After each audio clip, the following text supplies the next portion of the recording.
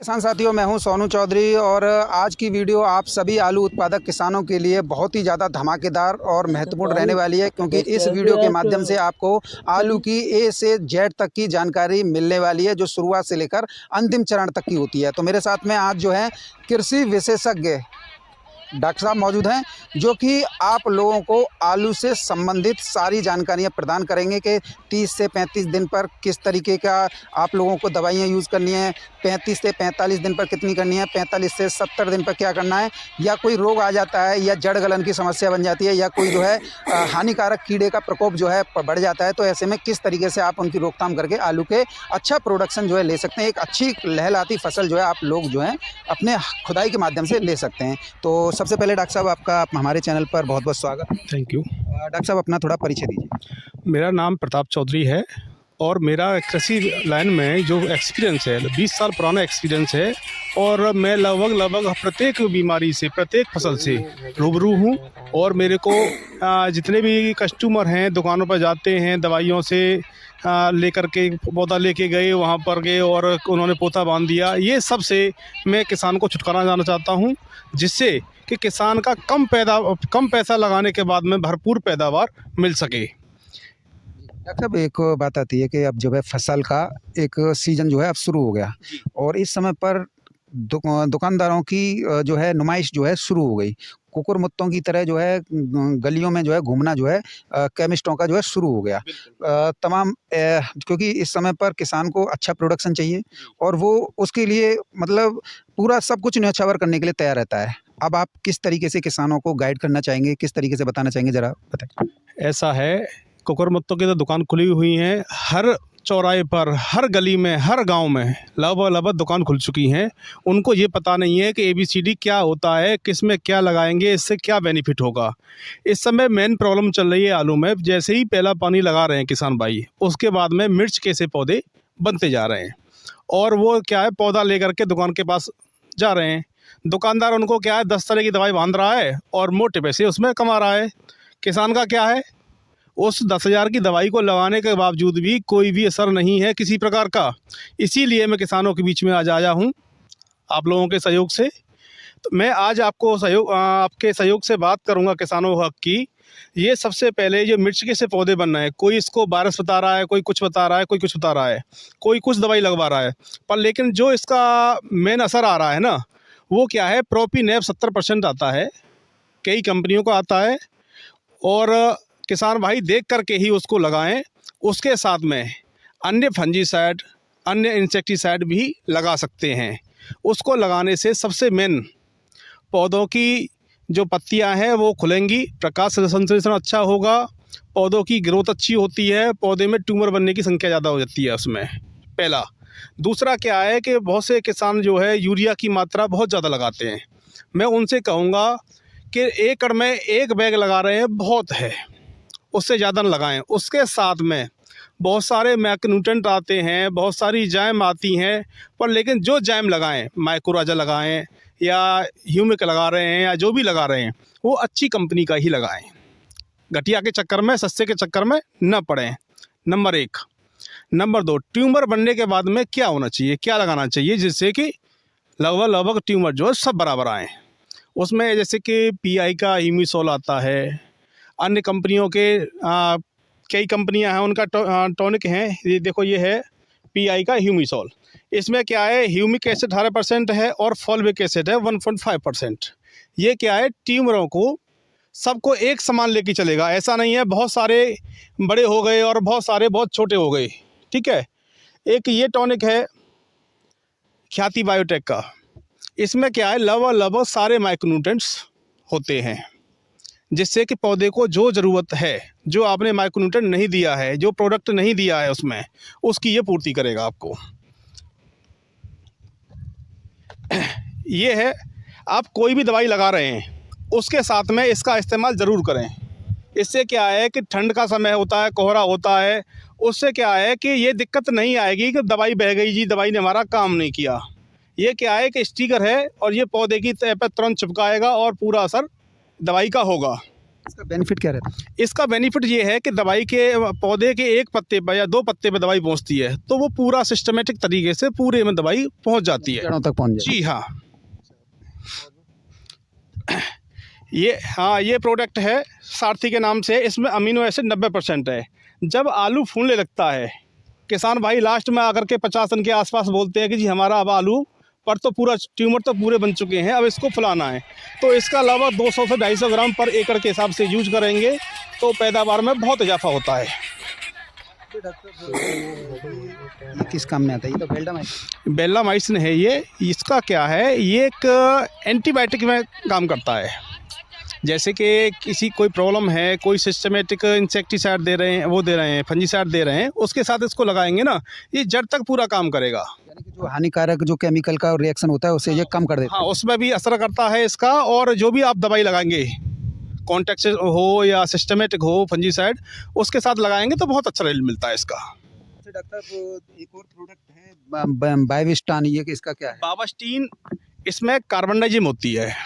जो टेक्निकल इसके अंदर होता है बाविस्टीन कार्बनडाइजिम होता है। इसका क्या है, जैसे कि लोग मोस्टली एम्पैथाइज का स्प्रे करते हैं आलू में, ठीक है। खाली एम्पैथाइज ना करके इसके साथ में अगर करेंगे तो कोई भी फंजीसाइड यानी अर्ली ब्लाइट वगैरह है उसके चांस बहुत कम हो जाते हैं। यानी कि जो अर्ली ब्लाइट है, लीड ब्लाइट है, उसके काम उसके चांस कम हो जाते हैं। अब बात आती है कि किसान जो हैं, मतलब शीतकालीन ये फसल होती है। अभी तो गर्मी ज़्यादा है तो कोई दिक्कत नहीं है, लेकिन मौसम करवट बदलेगा, ये निश्चित है। जब करवट बदलेगा तो एक तो जो ह्यूमिडिटी है, जो वातावरण में जो मॉइस्चर है वो ज़्यादा है। फिर किसान जो हैं उसमें जो है सिंचाई कर लेते हैं, प्रकाश पूरी रूप से ज़मीन पर नहीं आ पाता है, तो जो पानी लगाया है वो जो है 10-10, 15-15 दिन तक उसमें जो है नमी बनी रहती है। और नमी ज़्यादा हो जाती है क्योंकि कभी-कभी ऐसा होता है कि या तो पानी ज़्यादा लग जाता है, किसान जानबूझ कर तो नहीं लगाते, गलतियाँ हर किसान से हो जाती हैं। और कभी-कभी ऐसा होता है कि किसान जो है ज़्यादा यूरिया डाल देते हैं, तो उनके बीच में एक समस्या आ जाती है जड़ गलन की। और जड़ गलन एक ऐसी समस्या है जिससे किसान जो है काफ़ी हर वर्ष जो है प्रभावित रहते हैं। इसके लिए क्या टेक्निकल किसान जो है इस्तेमाल कर सकते हैं? मैं सबसे पहले किसान भाइयों से एक अपील करूँगा कि पानी जो भी लगा रहे हैं आप, पानी कम से कम लगाएं, जितनी आवश्यकता हो उतना लगाएं। अगर पानी ज़्यादा लग भी रहा है तो आप यूरिया डालते हैं, यूरिया के साथ में सल्फ़र आता है 80% WTG, आप इसका इस्तेमाल करें।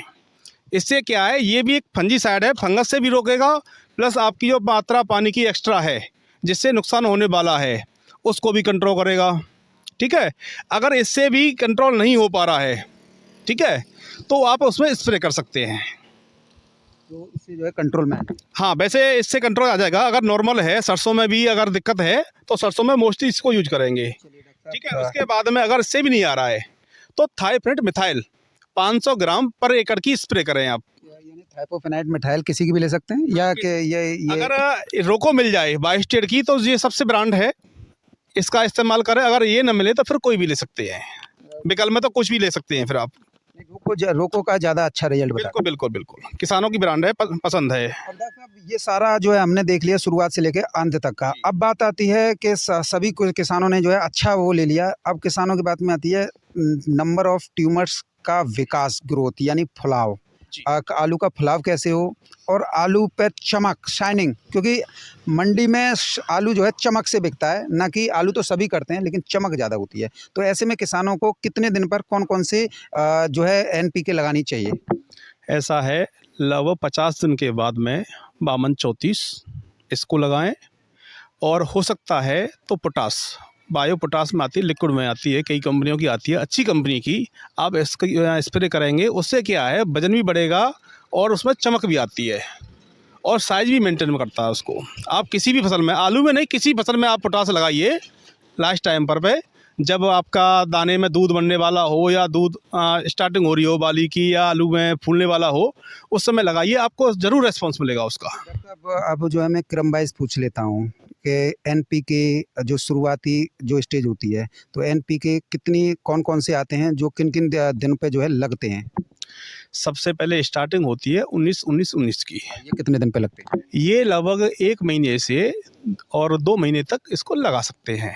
इसमें क्या है, नाइट्रोजन, फास्फोरस और पोटास, तीन होती है। ये क्या है कि पौधे की ग्रोथ करने के लिए ज़रूरी होता है। ऐसे कितनी मात्रा में किसानों को लगाना है? स्प्रे कर रहे हैं तो 1 किलो एकड़ का इस्तेमाल करें। दूसरे नंबर पर कौन सा एनपीके आता है, कितने दिन पे लगता है वो? दूसरा आता है 0-32-34, उसमें क्या है फास्फोरस और पोटास 2 की मात्रा होती है, उसमें नाइट्रोजन नहीं होती है, क्योंकि उस समय जब लगाते हैं ना 50 दिन के बाद में, जब उसमें लगभग उसकी ज़रूरत नहीं होती, 50 से 60 दिन के अंदर उसको लगाते हैं। अगर हम लास्ट टाइम पे लगा रहे हैं उसको 60 क्रॉस करने के बाद लगा रहे हैं हम, अगर पोटास की मात्रा तुम्हें लग रहा है पोटास की कमी नहीं है हमारे खेत में, तो 0-0-50 आता है। जो भी आप बताएं। हाँ हाँ। अच्छा, अब बात आती है इन सबको लगाने के बाद में, ये आपने लगाया, मेरा एक दिमाग घूम रहा है जी क्योंकि किसान जो हैं इस समय पर फर्टिलाइजर्स का अंधाधुंध प्रयोग कर रहे हैं।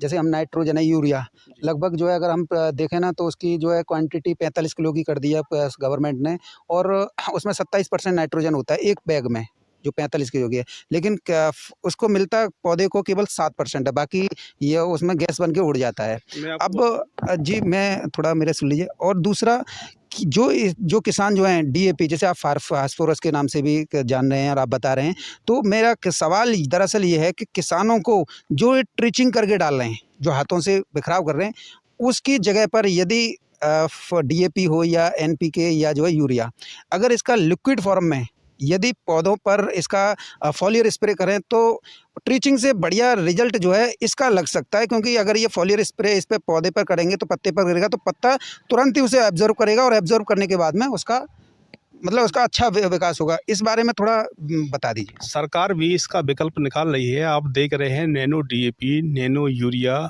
जो लिक्विड वाले दे रहे हैं, अगर आप उसकी स्प्रे टाइम से कराते हैं जैसे पौधे को आवश्यकता है, उसका भी बहुत बेनिफिट मिलता है। आप एक बताओ, इस बार काला बाजारी हुई है डीएपी की, 1718 रुपये पर बैग बिका है, ठीक है।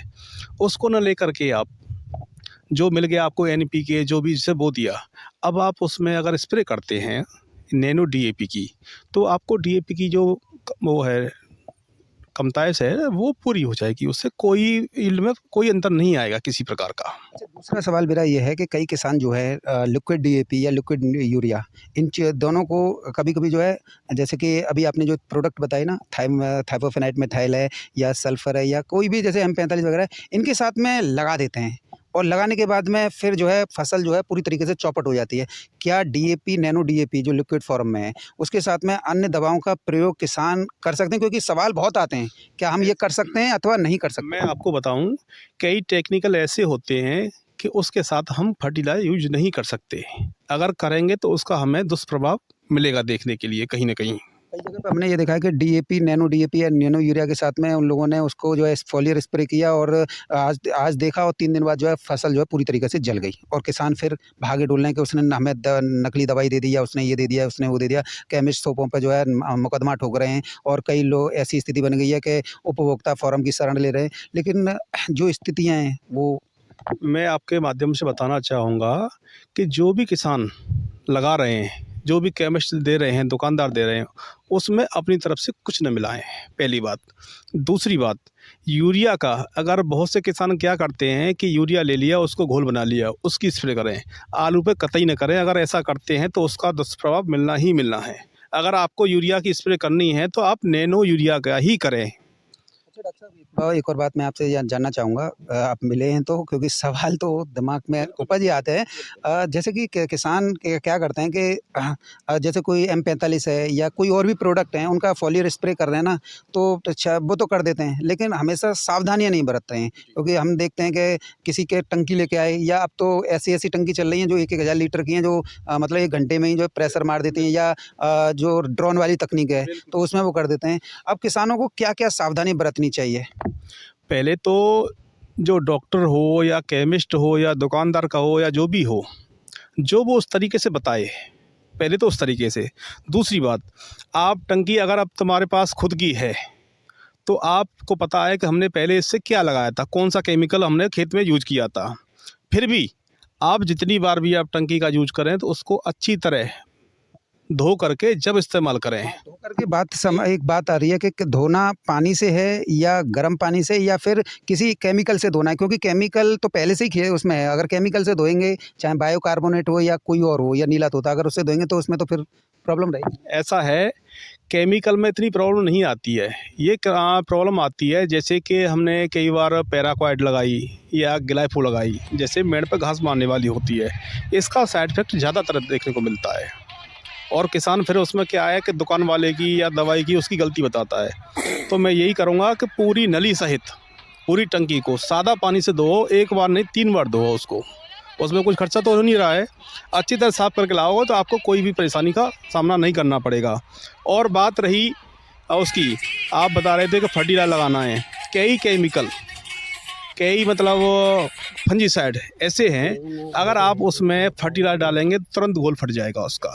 यस, मैं इसी बात को तो बोल रहा हूँ। आप कभी किसान भाई कभी भी लगाएं तो पहले तो केमिस्ट से बात करके लगाएं उसको, कैसे कैसे घोलना है, कैसे कैसे लगाना है। कुछ किसान क्या करते हैं, सारी दवाई ली, एक बाल्टी में करी और पानी मिलाया और कर दिया, घोल न फटेगा तो फट जाएगा उससे। ठीक है, हमेशा कभी भी केमिकल मिलाओ, अलग अलग मिलाओ, ज़्यादा पानी में मिलाओ उसको और फिर एक टंकी में उसको डालो।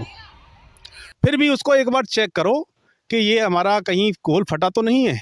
अगर घोल फट गया है तो केमिस्ट से या दुकानदार से उससे संपर्क करो कि भाई हमारा घोल फट रहा है। उसको लगाए नहीं कभी घोल फटे को लगाएंगे तो नुकसान होगा ही होगा, उसका बेनिफिट नहीं मिलेगा आपको। कुल मिला के यह है कि टंकी का भी साफ सफाई विशेष ध्यान रखें और जो है टेक्निक का जब भी प्रयोग करें तो डॉक्टर्स या केमिस्ट से जो है सलाह जरूर लें। एक साथ कभी घोल को एक टंकी में ना डालें। चलिए, बहुत बहुत धन्यवाद किसान साथियों, ये थे मेरे साथ में कृषि विशेषज्ञ। खास तौर पर आप आलू विशेषज्ञ मान सकते हैं, क्योंकि इस समय पर इनका पूरा फोकस आलू की फसल पर ही केंद्रित होकर रहेगा, क्योंकि केमिस्ट जो है किसानों की लाखों रुपए का गट्ठर बांधकर अपने करोड़ों रुपए के वारे न्यारे कर रहे हैं और किसान इस समय पर आर्थिक चोट जो है नुकसान के रूप में उठा रहे हैं। फिलहाल किसान साथियों, वीडियो लंबी जरूर हुई होगी, लेकिन आपको आलू से संबंधित A to Z जानकारी इस वीडियो के माध्यम से मिली होगी। यदि वीडियो आप लोगों को पसंद आए तो वीडियो को एक लाइक दीजिएगा और वीडियो सभी दोस्तों के साथ शेयर अनिवार्य रूप